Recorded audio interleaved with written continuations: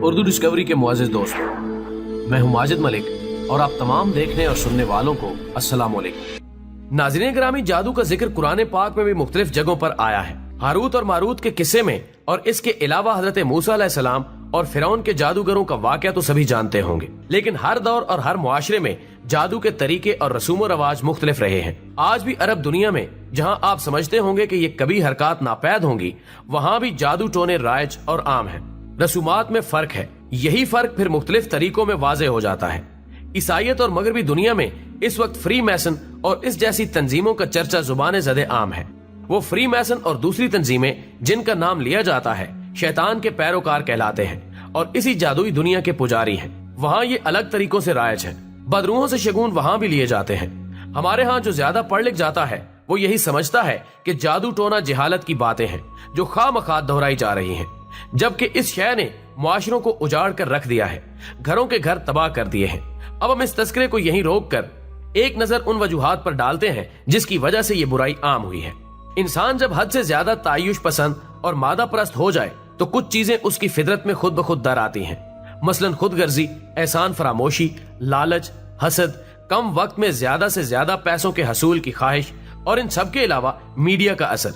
क्या आपको नहीं लगता कि एक प्लानिंग के तहत मुआशरे से सादगी, हया, वकार और रख रखाव का जनाजा निकाला जा रहा है? ज्यादा दूर नहीं, बस 40-50 साल पीछे नजर दौड़ा लें, अमीर से अमीर और गरीब से गरीब घरानों में भी एक वकार, तमद्दुन, रख रखाव और तहजीब झलकती थी।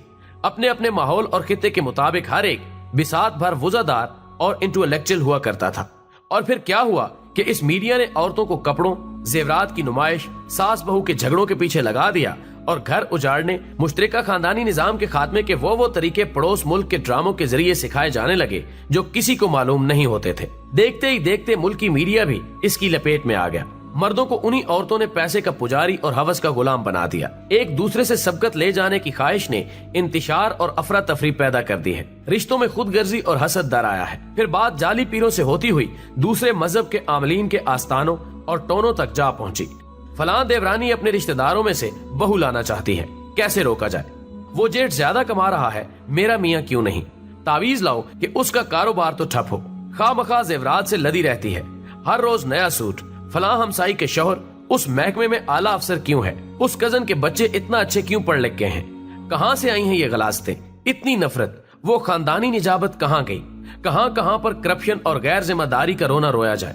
हराम का पैसा हराम में ही जाता है, सो जादू तावीजात पर खर्च होने लगा। मुआशरे खुद ब खुद ऐसी चीजों को जगह देने लगे। यही हमारे यहाँ भी हुआ है।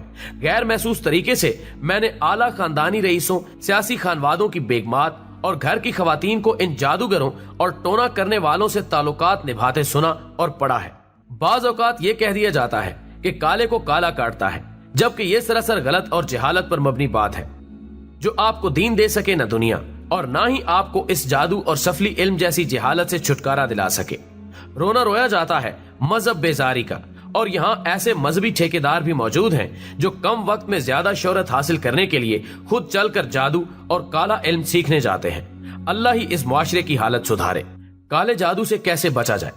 अब आए इस तरफ कि अगर आप कभी इस मूजी मर्ज का शिकार हो जाएं तो क्या किया जाए, किसके पास जाया जाए, कुरान और सुन्नत में इसका क्या हल है और मजहब इस बारे में क्या कहता है?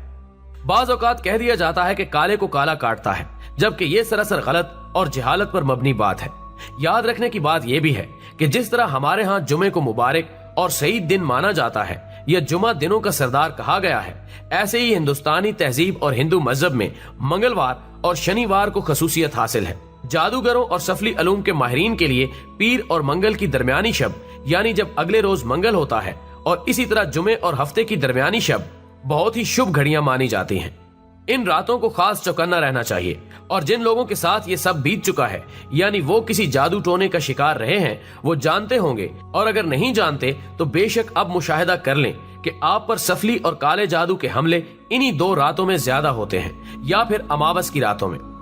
अल्लाह ताला ने कोई शय बेसबब नहीं बनाई, तो जाहिर है मजहब और मजहबी अहकामात भी बेवजह नहीं है। मखलूके खुदा को लूटने वाले आजकल तो बहुत मिलेंगे, लेकिन फैज पहुंचाने वाला कोई खाल खाल ही मिलता है। फी जमाना अहले अल्लाह का मिलना सख्त मुश्किल है, और जो हकीकी अल्लाह वाले होते हैं वो अपने मुंह से इसका इकरार कभी नहीं करेंगे। दूसरी तरफ दरगाह के सजादा नशीनों और मुतवलियों समेत बैत लेने वालों के पैरोकार अपनी जगह हर एक अपने मुर्शद और अपने हलके के पीर का दम भरता नजर आएगा। आम लोग बिल्कुल ही कंफ्यूज हो जाते हैं कि अब क्या किया जाए। मौलवी हजरात वैसे भी तावीज़ात के खिलाफ होते हैं। कहां जाया जाए, क्या किया जाए? सबसे पहले तो याद रखें कि बुराई कितनी ही ताकतवर हो, अच्छाई के सामने टिक नहीं सकती। गुप अंधेरे में चमकता जुगनू इस बात की मिसाल है कि उसने अंधेरे का जिगर चीर दिया है। बिल्कुल ऐसे ही काला और सफली जादू कितना ही ताकतवर क्यों ना हो, कुरान पर हावी नहीं हो सकता। इस बात को अपने दिलो दिमाग में पेवस्त कर लें, अच्छी तरह बिठा लें। आपका अपने रब पर हकीकी भरोसा ही आपकी इस बुराई के खिलाफ जीत है। यकीन करें कि मेरे दिल में बुराई डालने की बहुत कोशिश की जाती रही है, अब भी जारी है।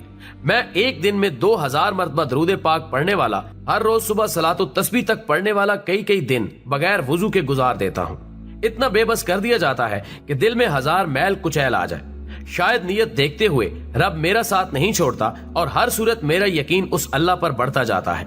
बस यही करना है। अगर कभी खुदा न खास्ता आपको जादू टोने का सामना करना पड़े और अगर अल्लाह के फजल से इसका शिकार कभी नहीं हुए, तो भी हर वक्त बावजू रहने वाला 50% वैसे ही कुदरती हिसार में आ जाता है। सफाई निस्फ ईमान इसीलिए है कि ये आपको हर बुराई से बचा लेती है।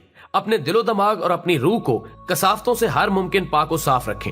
लेकिन फिर भी इंसान है, बेबस और लाचार हो जाएं तो हर वक्त अस्तगफिरुल्लाह रब्बी व तूबु अलैह पढ़कर अल्लाह के करीब रहने की कोशिश करें। इसके अलावा बेशुमार वज़ाइफ कुरान और सुन्नत से साबित हैं, इनका विर्द करते रहें। फिर भी जैसे कैंसर और हेपेटाइटिस के लिए बाकायदा इलाज और मुआलिज की जरूरत रहती है, इसी तरह रूहानी मामलात में भी बाकायदा मुआलिज दरकार होता है। 2 नफल पढ़कर अपने लिए दुआ करें, कहीं न कहीं से जरूर आपका इलाज और मुआलिज मिल जाएगा, वो आपके लिए भेजा जाएगा। और ये भी याद रखें, जो आपसे तलब करेगा वो आपको अता नहीं कर सकता, इसलिए अता करने वालों को तलाश करें, लेने वालों को नहीं। दुआ है कि अल्लाह हम सबको अपनी हिफ्ज़ो अमान में रखे और हम सब पर अपना रहमो करम फरमाए, आमीन। दोस्तों, वीडियो पसंद आने की सूरत में इसे लाइक करते हुए फेसबुक और व्हाट्सएप पर अपने दीगर दोस्तों के साथ भी शेयर कीजिए और कमेंट बॉक्स में हमें अपनी कीमती तजावीज़ से जरूर आगाह रखिएगा। हमारी अगली वीडियो आने तक अपना और अपने प्यारों का ढेर सारा ख्याल रखिए। अल्लाह हाफिज।